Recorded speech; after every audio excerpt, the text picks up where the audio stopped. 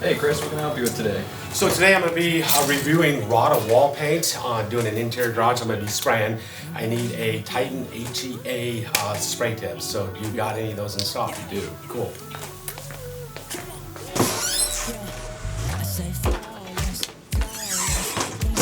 That's all you need today? No, that's just going to be it. Just need one tip.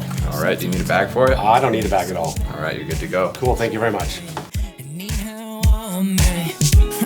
I can't see how, come on, yeah. And I say, can't you see you're perfect how you are? You know that it's true. Your eyes are like the moon, and tonight, girl, you are my star. And no one shines like you. There's nobody like you. There's nobody like you. There's nobody like you. So I'm going to talk about this product, Rodda, a product from Rodda called Wall Pro. So I recently had the opportunity to use it, and why I had the opportunity to use it, I rarely have ever used anything from Rodda. They're a local paint company, a regional paint company, but they're here local in Boise, Idaho. And what I typically paint with the inside of a garage, which is typically just bare drywall that's fire taped.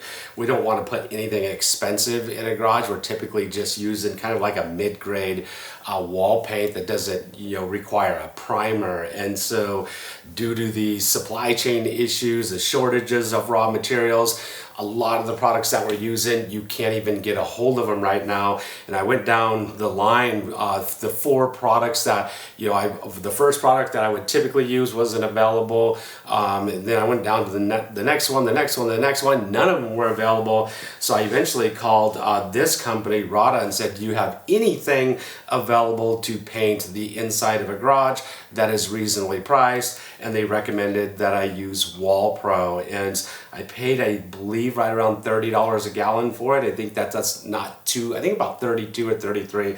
That's not too bad for, painting a garage. I wanted something around the $20 range, $25 range, but hey, you just take what you can get, when it comes to painting a garage. So this was the product, and I'm going to talk a little bit about the performance of it, talk a little bit about the price, but I'll let you know what I think of it and how it performed. All right, now I'm just going to give you a little bit of the stats on the product. I don't have the TDS sheet, but I do have the bucket, kind of leftover paint that I had.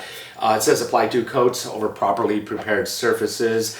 Coverage 380 to 430 square feet. That's quite a bit. Dry to the touch in 2 to 4 hours. That's pretty average. Dry to recoat 12 to 48 hours. That's extremely long. I don't think I would probably wait that long to recoat it. On the garage that I did, I just sprayed 1 coat. It does say you can also airless spray it, 2000 PSI.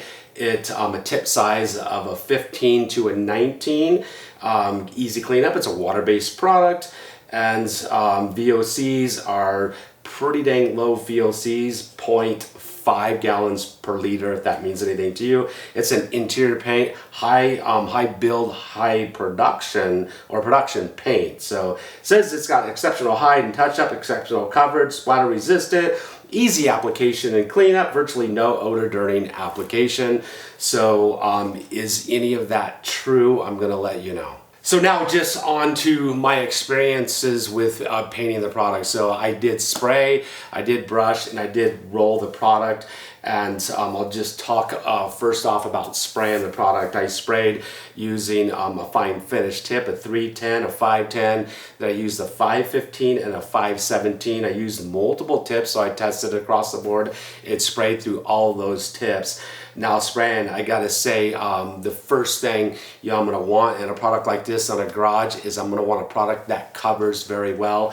I gotta say it covered amazingly or exceptionally well. It's kind of a light tan color, and we were just going over bare drywall that's had a bunch of patches, and then some of the drywall was extremely yellowed because the home was like 20 to 30 years old. So it had a cover over a multitude of different surfaces. It had a lot of varying surfaces like fire tape, patches, and stuff like that.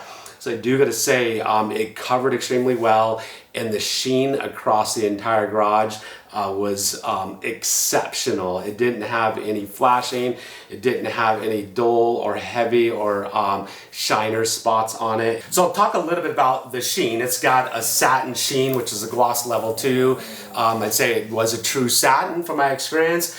Now when spraying it, it covered very well, and then the sheen across the garage, because we had a lot of different surfaces. We had patches, we had fire tape, and we had very different drywall, new drywall, old drywall. After spraying one coat, it had a nice even sheen across the entire garage.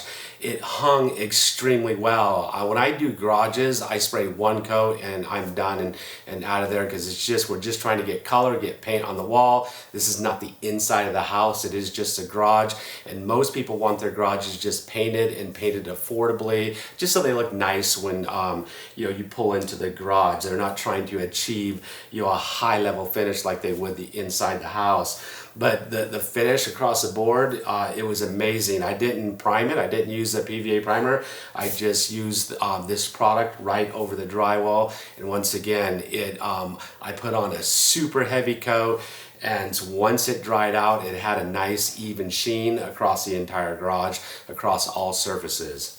So talk a little bit about the spraying. When I was spraying it, when you start to get into lower grade paints, they typically don't cover very well. This one covered well, but then they typically have a lot of overspray, a lot of splatter, and don't hang very well. I gotta say, the overspray, it wasn't super low, but I threw some drop cloths down, some masking down. There was some areas that didn't have drop cloths because it was a large garage.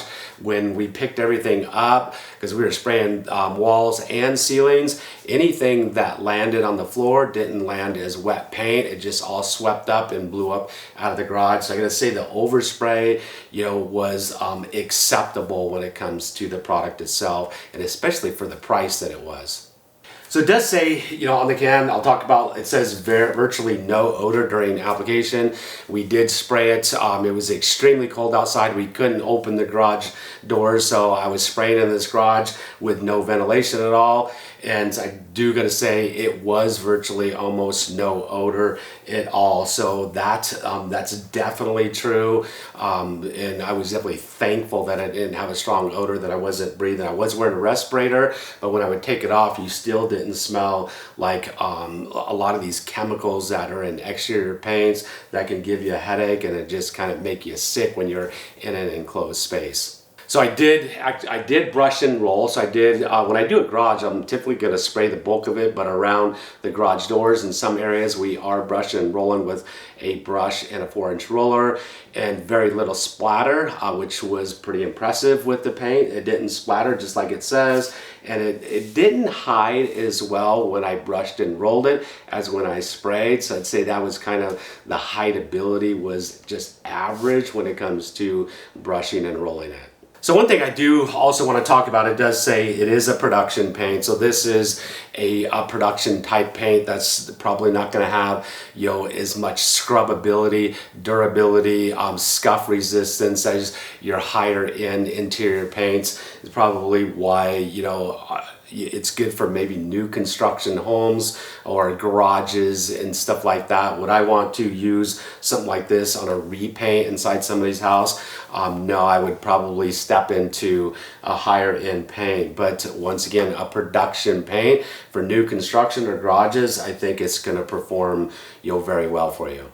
So it does touch on the top, it does say it touches up, or it says exceptional hide and touch up. And I'll talk a little bit about the touch up, because I did go back and have to touch up some areas after I got done spraying. That's very typical. And everywhere I did touch up, you couldn't actually see the touch ups at all. And that's pretty dang impressive for a paint like this. The color lends itself to touching up very well. So, but once again, I gotta say, I was impressed on how well it touched up. So I'll touch a little bit on a dry time. So it was extremely cold inside this garage. I mean, it's probably like in the 50s, and for an interior paint, I would have thought that's going to be a big problem with it drying, and it actually did dry, you know, fairly quickly. And I would say by the time we left, you know, most of the garage was dry. We came back the next day, it was all dry, did touch-ups, and it looked absolutely amazing. All right, so I'll give you my final verdict on Rodda Wall Pro. So is it a product I would use? I would use it again if I had another garage to do. I think the price was, you know, pretty fair. I think it performed exceptionally well for a garage, and I don't do a lot of them, but I occasionally, about 2, 3, 4 garages a year that we do, and it's a great product. It's sprayed exceptionally well. If I had to roll the entire garage, it might not be the best product for rolling, but I'll tell you what, it does spray well, it touches up well, and typically in garages you're limited on, you know, your ability to ventilate, and the odor was very pleasant. So it definitely is a product, you know, that I would recommend you use if it's available to you. And it's not available all over the United States, but it is available, you know, in our region. Once again, it is a regional product. Rodda Wall Pro. Give it a try. There's nobody like you. There's nobody like you. There's nobody like There's nobody like you. Ni hao. That's all I can say now. Yeah, you're so damn fine. I'm losing.